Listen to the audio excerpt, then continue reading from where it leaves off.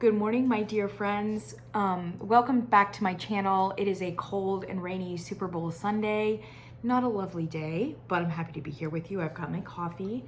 I also have a review of two candles for you from Bath & Body Works. The first one is Sunset Desert, looks like so.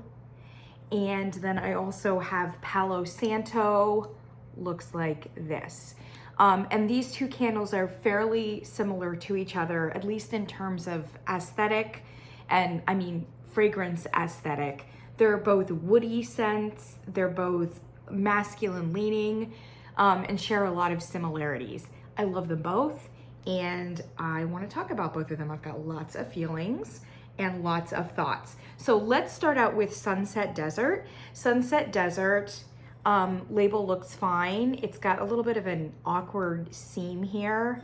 Could I imagine a more beautiful label? Yes. Could I imagine a less beautiful one? Yes. I actually do think it needs a gold lid. So I grabbed this lid from this, I think this is my sea salt balsam, right? Also White Barn. It looks a little bit better. It just needs a gold lid and not a silver one. It's a little thing, but you know, little things make a difference. Bath & Body Works knows what to do, right? Okay, so Sunset Desert, I have burned this baby down. I know it looks a little bit sooty. I've been a little bit more careful with it this time. I have not burned it for 8 hours like I am prone to do. I have burned it though for 4 or 5. And it's gone all the way down, and for Bath & Body Works, I would call this a nice burn. And to be honest, the scent oil is so intense on this one that whatever sootiness is there, it's not affecting any of the scent. So that's a positive thing. And I haven't had any huge issues, no puny wicks, etc. So let's get that out of the way. Okay, so Sunset Desert is a new release for like January 2023 for Bath & Body Works. But I noticed that it says on the website that it is also a new fragrance. And they usually only put that on when it's truly not a repackage. It's just a new offering across the board. That said, everybody says that it's a repackage of Peppered Plum, which I guess was a release maybe a year or 2 years ago, etc. And everybody says that, and I just find it odd that they would call it a new fragrance if it's really not. And I apologize, I do not have Peppered Plum, and I did not buy it at the time. So I really can't vouch one way or another. The Peppered Plum notes, I did look them up. Peppered Plum notes were plum, patchouli, and peppercorn. And the notes here are pomegranate, patchouli, and peppercorn. So there's definitely some similarities there. I could see that it would have been a very easy repackage for them. There are many others who say that this is a similar dupe, although not a perfect one, for Jo Malone Pomegranate Noir. Jo Malone is a very spendy fragrance company, and their perfumes are not cheap. I did look them up though too, and the notes for Pomegranate Noir were red fruits, and they said like pomegranate reminiscent, which means that even for Jo Malone's fragrance, plum, pomegranate, it could go either way. And then they say they've got lily and guaiac wood in it as well, their particular fragrance, which actually is very similar to a Palo Santo. So we're definitely in the same ballpark. I can't vouch for how similar those two are. Okay, close parentheses. I love this scent. Okay, this is an intense, heady, spicy, deep, intriguing scent. It's not shy. It's spice forward. It's definitely warm and it's sweet, but it's spice forward. And by spice, I don't mean gourmand spice. I mean kind of like almost Middle Eastern spice, like a frankincense, myrrh, incense kind of spice, which fits well with like the desert motif here. Yes, it could have patchouli. But if the patchouli is here, it's a very sweet, like perfumey, refined patchouli. Like it's not dirty, it's not hippie, it's not earthy patchouli. So if you're patchouli sensitive, this may not bother you. Like I said, if you want to just think of it more as incense or frankincense or something like that, I think you would be perfectly happy and it wouldn't like offend either your spirit or your imagination or your nose. It could very well be patchouli. But like I said, it's more of a spicy complex.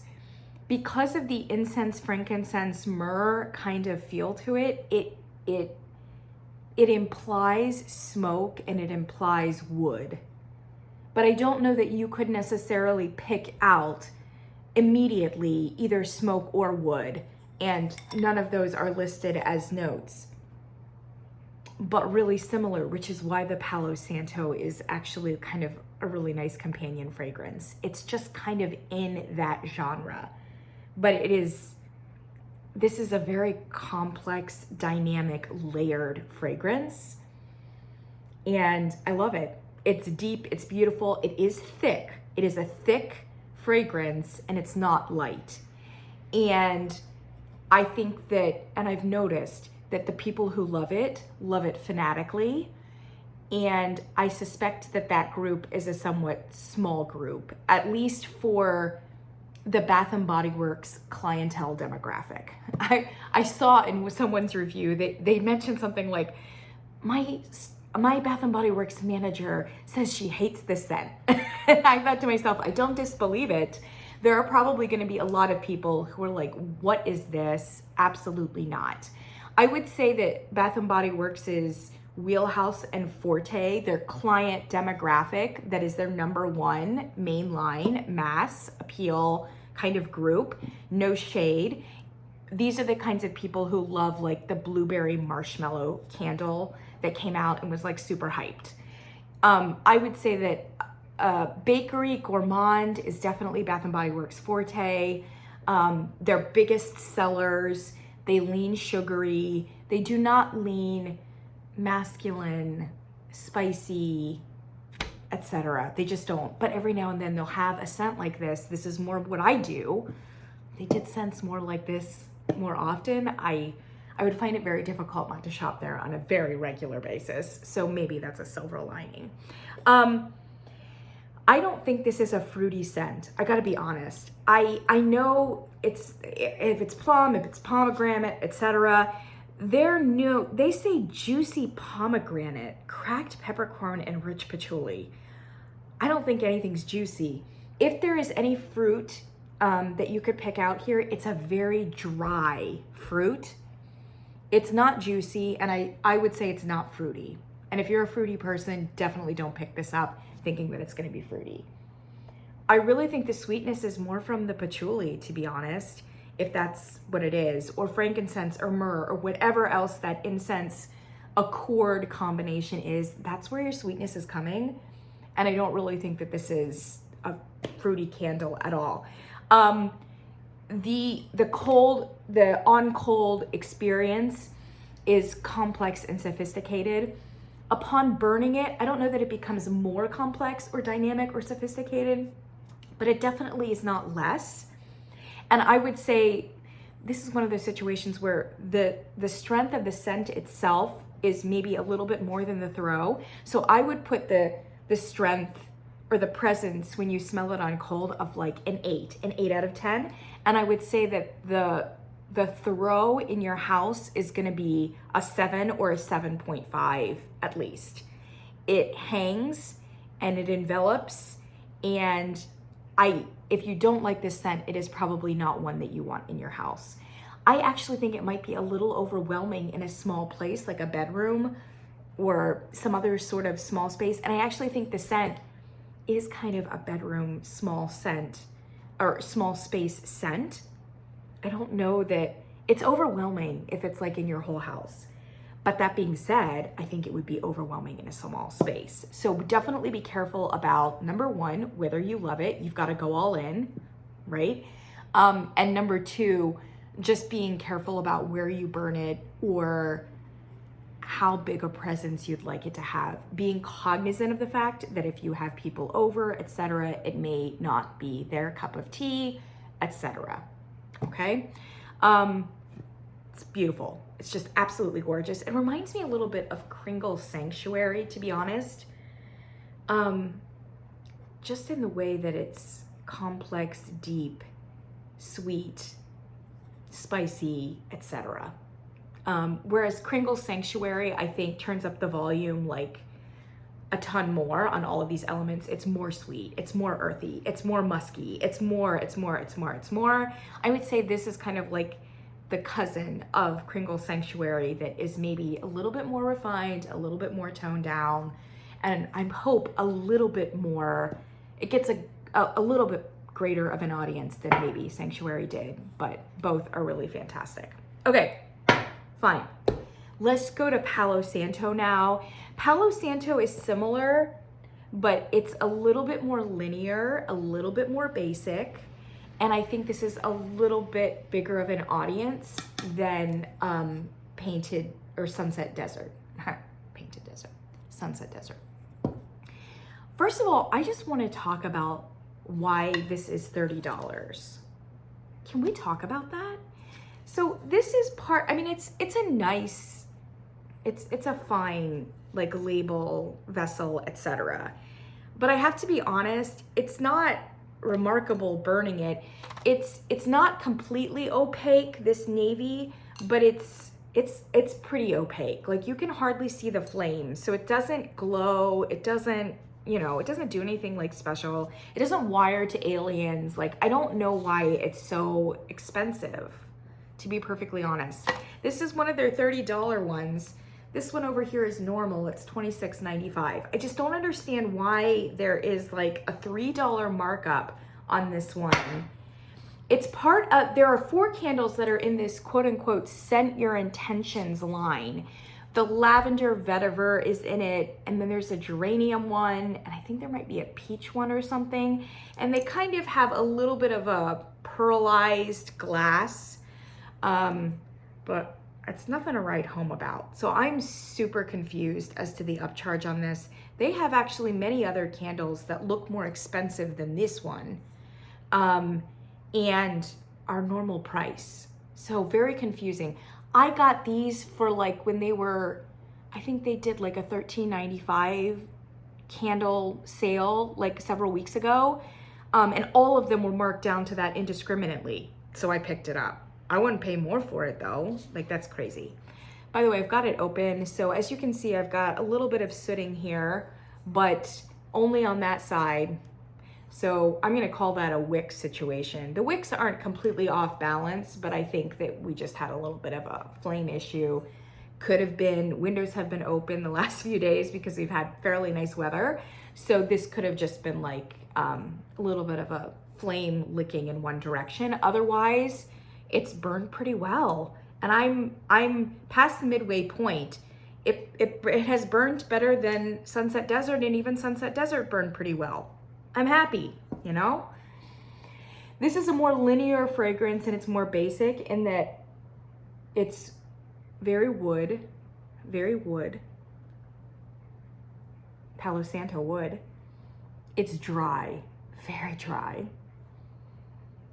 And then it has some very sweet, warm musk to kind of fill it out and round it out, which gives it a gently masculine kind of leaning, but I would say not aggressively so.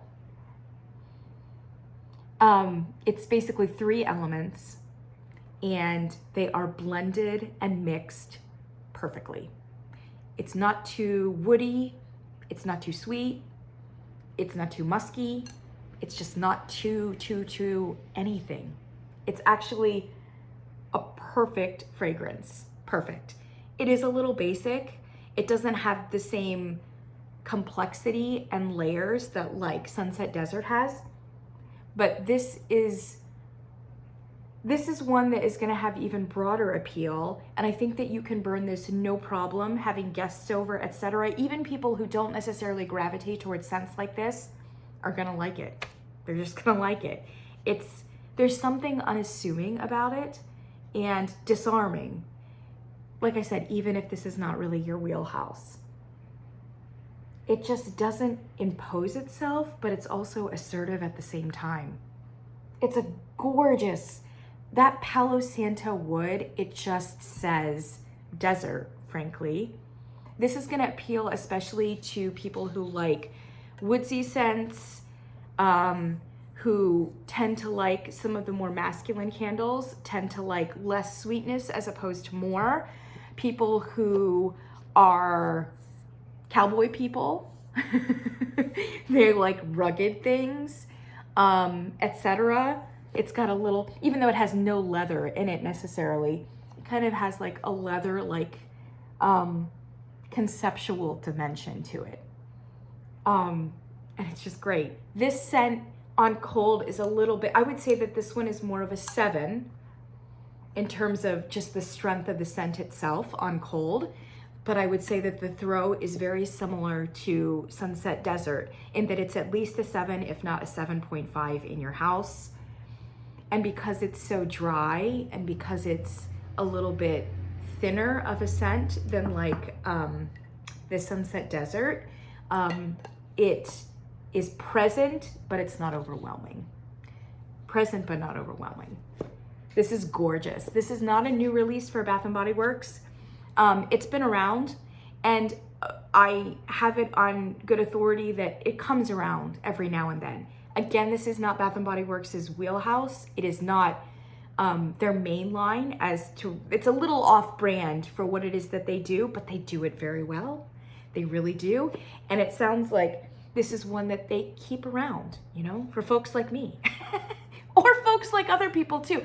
It is just, it's unique and it's a niche, and it is a great counterpoint to all of the other bakery gourmands and the sugar that they do.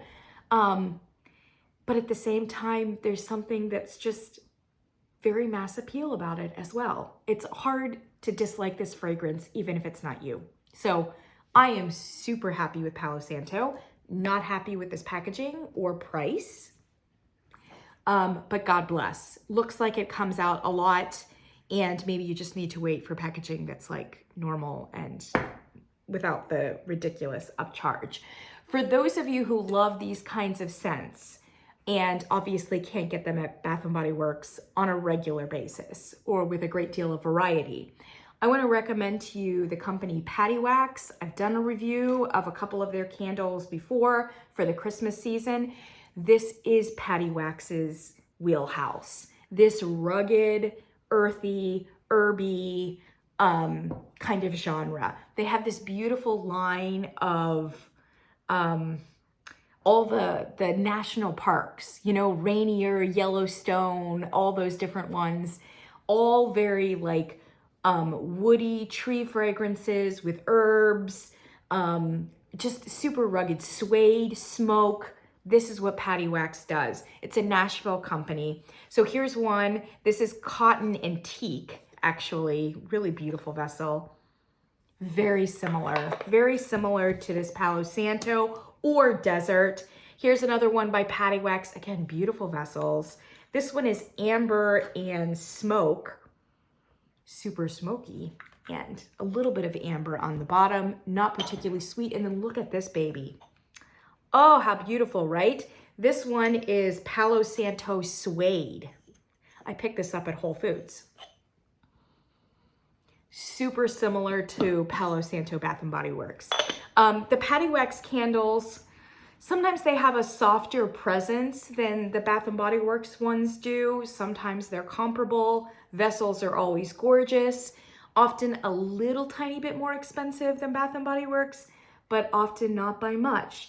And it's getting easier and easier to pick up a Paddywax at either TJ Maxx or Marshall's, or I think this one I got at Macy's. This one was Whole Foods. This one was Gilt, I think, online. So fairly easy to come across these. And if you love these more rugged scents, definitely check them out going forward. My friends, that's all I've got for you. Bye. I'm going to link them, obviously, definitely pick up Palo Santo and or Sunset Desert. I love it. Bath and Body Works. I gotta hand it to you. It's great. I'll see you in the next one. Thanks so much.